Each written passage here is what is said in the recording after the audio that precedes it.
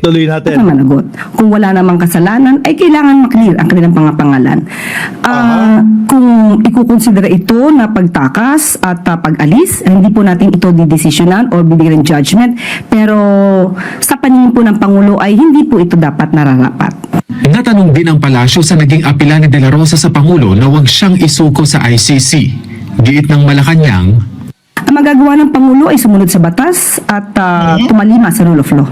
una nang binigyang diin ng DILG na nasa ilalim ng protective custody ng Senado si De La Rosa na nangangahulugan na tinanggap ng Senado ang responsibilidad sa kustodiya nito. Tapos pinatakas naman. Gumawa pa ng mga eksenang baril-barilan. Kaya giit ng palasyo, Yun po ang pinanghahawakan ng NBI noong nagkausap sila at dahil sa resolusyon na ito ay hindi gumalaw ang NBI. At Kumbaga, safe na. Total naman nakausap na natin sila Alan Peter Cayetano. Ano na tayo? Chill na muna tayo dito. Kaya lang, yung pinatakas pa din nila, backdoor. sa ngayon na sila ay umalis at wala na sa protective custody ng Senado si Senator Bato de la Rosa. At tanungin po natin bakit ito napayag. Nag-iiyakan siguro itong mga putragis na mga DDS na to. Hindi kayo nagko-comment. Hoy, mga DDS! Asan kayo? Langya kayo?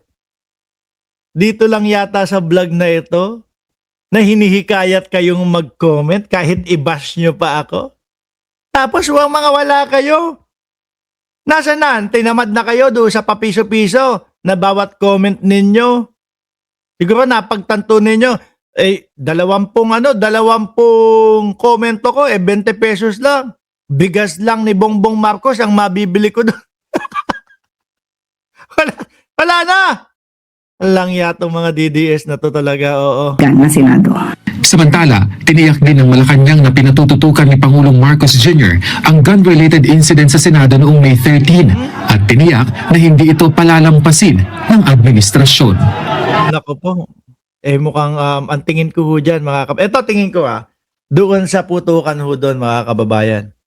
Tingin ko, ideya ni Robin Padilla. Ano po, na sinang-ayunan nung magkapatid na Cayetano. Na isinabuhay naman ho nitong si Aplaska. Ngayon, ang ending, ipit si Aplaska. Mga kababayan. Yari. Yung mga nagmamagaling ho gagawa-gawa ng mga eksenang ganon, mabubuko pa ho, mga kababayan. At, dumako muna tayo dito. Bukod po sa DOJ, pati pala Interpol naglabas na ng red notice dito ho kay Batorni, mga kababayan. Ayan. Yari na talaga. Kaya Senator Bato de la Rosa, kung sakali man na iniisip mo na ikaw ay lalabas ng bansa, wag. Bakit? Kung tatakas ka, pupunta ka Malaysia, lilipad ka sa Sabah, wag. Bakit? Naku, kung dito sa Pilipinas, Senator Bato de la Rosa ka dyan, hindi ka kilala dyan. Mayayari ka dyan. Pag sinabi ng Interpol, nasa Malaysia daw si Bato de la Rosa, may nakakita, mas madali kang maiipit ang makukuha dyan. Ano? Interpol Red Notice Request versus Senator Bato de la Rosa. Ay, naku po. Kumusta? Yung mga kasama ni Bato de la Rosa, kamustahin nyo kakamustahin ninyo titingnan nyo palagi. Oo, kasi nung huling nakita namin yan, doon sa loob ng Senado, na hindi niya alam kung ano gagawin niya, kung makakalabas pa ba siya o hindi, parang magbibigti na. Di ba? Parang yung mukha ho ano tawag doon, yung tipo bang namumutla na, putlang-putla na, mga kababayan. Diba? Baka mamaya, bigla na lang isabit niyan yung sarili niya. sa kung saan man. Yun ang malahudas style, di ba? Department of Justice spokesperson Attorney Polo Martinez confirmed that on Thursday, the Interpol Red Notice request against Senator Bato de la Rosa. As far as I know, there is an application for the Interpol Red Notice. That's a remedy available to us.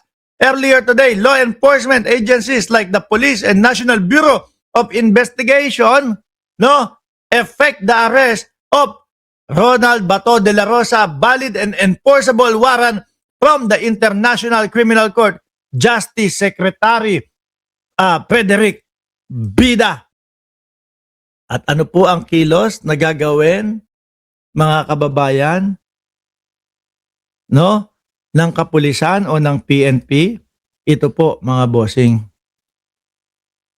Ang pahayag ng Philippine National Police sa pagpapaaresto kay Bato de la Rosa. Ma'am Elena Garcia, matuloy si Bato, isang mata dilat. Sabi po ng PNP, mga boss chipamo sir, PNP statement on DOJ directive to effect the arrest of Senator Ronald Bato de la Rosa, the Philippine National Police takes note of the directive issued by the Department of Justice directing the PNP and the National Bureau of Investigation to effect the warrant of arrest against Bato de la Rosa. The PNP, respect the processes of the justice system and recognizes the authority to competent government agencies in the implementation of lawful order. Nakita ko sabi ni Pido Dido, tulog manok. Malamang ho, ganyan na yan. Mga kababayan. Gusto kong makita yung mga komento ng mga DDS dito na pinagtatawanan o pagtatawanan ako. Kagaya nung pagtatawa nila sa akin dati, mga kababayan, nung mga binibigyan ko ng reaksyon, yung sinasabing pagpapaaresto kay dating Pangulong Duterte. Hindi pa naaresto si dating Pangulong Duterte noon, tsaka si Buloyski. Sumusugod dito yung mga DDS. Ang sasabihin ho sa atin, mga kababayan, ano na Mark Ramos? Akala ko ba si General Torre mo malakas?